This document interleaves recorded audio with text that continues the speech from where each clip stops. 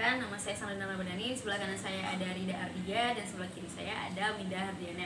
Nah, pada kesempatan kali ini kami bakal berbincang mengenai salah satu topik dari manajemen investasi, yaitu mengenai pemilihan portofolio.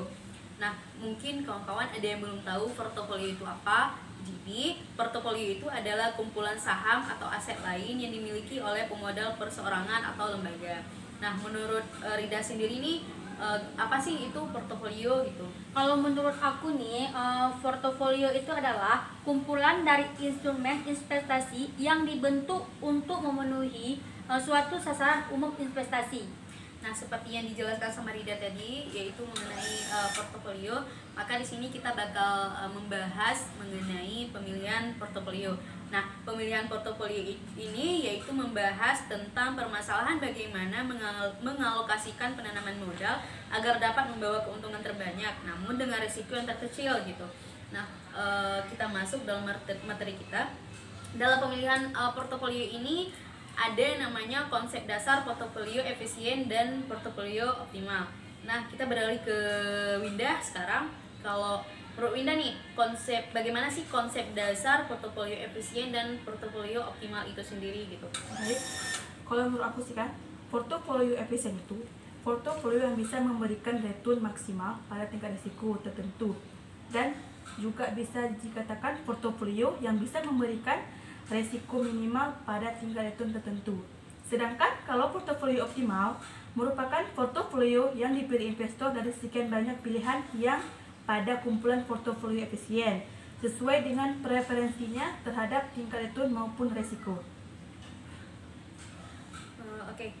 Dalam ini kan tadi ada portofolio efisien. Nah, dalam bagaimana sih dikatakan suatu portofolio itu dikatakan efisien? Apakah ada kriterianya atau gimana gitu?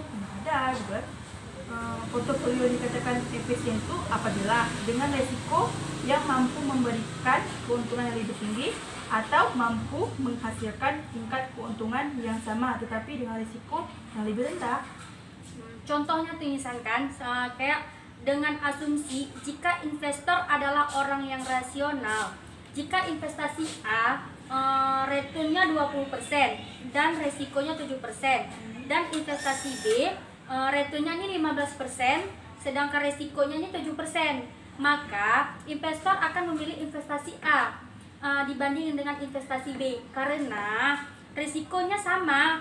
Return ekspektasinya A lebih tinggi dibandingkan dengan return ekspektasi portofolio yang B. Dengan demikian portofolio A adalah portofolio efisien. Oke. Setelah kita tahu tadi bagaimana yang dikatakan efisien, nah jadi timbul pertanyaan nih dari aku. Kalau misalnya kalian berada di posisi sebagai investor, nah kalian bakal pilih portofolio optimal ataukah efisien gitu? Kalau aku sih lebih memilih portofolio optimal sih. Kalau aku sepemikiran sama Winda nih kan, karena portofolio optimal juga karena portofolio optimal yang sesuai dengan preferensi investor bersangkutan terhadap return maupun terhadap resiko yang bersedia ditanggungnya. Iya, karena kan kalau setelah aku baca kan investor lebih banyak yang optimal karena kan tingkatnya tuh lebih rendah gitu, lebih dominasi gitu. Risikonya lebih rendah gitu. Terus kan di portofolio ini ada yang namanya kurva indiferen. Nah, apa sih itu kurva indiferen? Kurva indiferen itu ialah kurva yang menggambarkan kumpulan portofolio dengan kombinasi expected return dan risiko masing-masing yang memberikan utilitas yang sama bagi investor.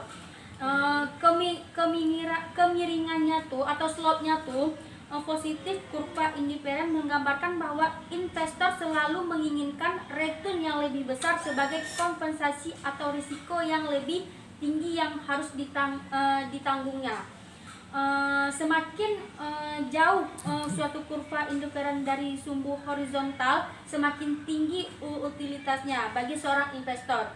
Semakin tinggi utilitas suatu kurva di indiferen, berarti semakin tinggi tingkat return harapan pada setiap tingkat risiko. Nah, kan di portofolio optimal itu juga ada yang namanya aset risiko, aset beresiko sama aset yang beresiko.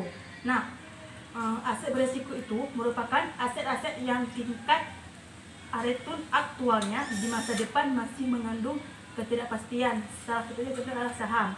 Sedangkan aset beresiko, aset yang tingkat returnnya di masa depan sudah bisa dipastikan pada saat ini. Salah satu contohnya adalah obligasi jangka pendek yang diterbitkan pemerintah dan deposito. Makanya kenapa investor lebih memilih investasinya cenderung lebih banyak kepada aset yang bebas risiko. Oke. Baik, dari itulah pembahasan atau yang bisa kita bahas mengenai pemilihan portofolio ini, dan semoga teman-teman bisa memahami dan bisa mengerti juga yang mengenai pemilihan portofolio ini.